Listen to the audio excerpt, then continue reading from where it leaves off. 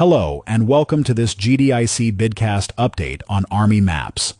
In this clip, we focus on the implications of the March 12 listening session.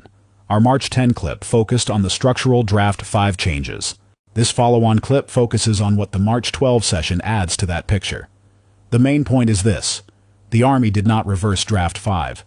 It gave industry a more specific working schedule and repeated that only the final solicitation will control. For serious bidders, that shifts the question. It is no longer just what changed. It is how quickly you can validate your lane, your score assumptions, your qualifying projects, and your proposal execution plan. The March 12 session clarified three important schedule signals.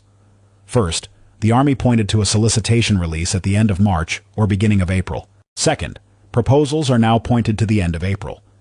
Third, award is pointed to late July or early August. At the same time, the Army also said the timeline remains notional and non-binding, and that offerers should rely only on the final solicitation. That combination matters. It does not mean wait.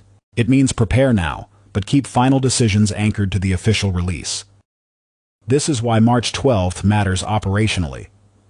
Our earlier March 10th view reflected a broader working window. The March 12 schedule signal is more compressed.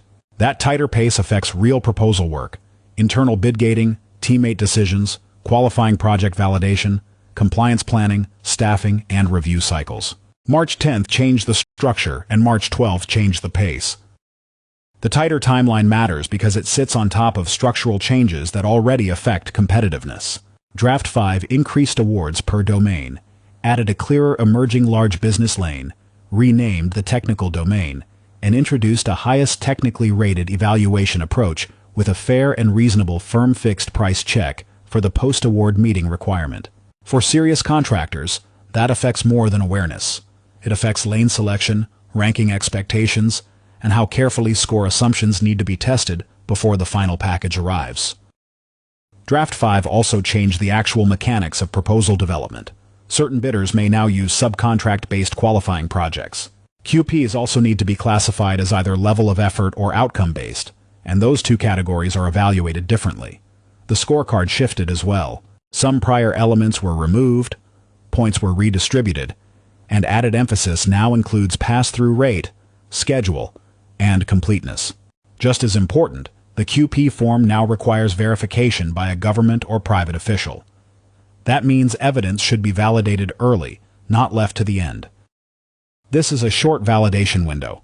First, confirm the right domain and business size lane. Second, rebuild the score model under the current scorecard logic.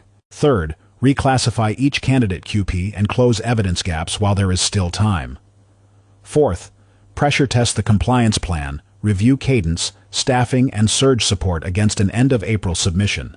Moving early does not guarantee a win, but moving late often forces weaker lane, QP, and review decisions. For maps, the most valuable outside support is not generic proposal help. It is targeted support against real proposal risk. That includes self-scoring strategy, QP mapping, proposal review and compliance support, proposal management, staff augmentation, and full proposal support when internal capacity is not enough. The close is straightforward. March 10 told contractors what changed. March 12 told them how little time they may have to act on it. That is why now is the right time to request an Army Maps readiness review.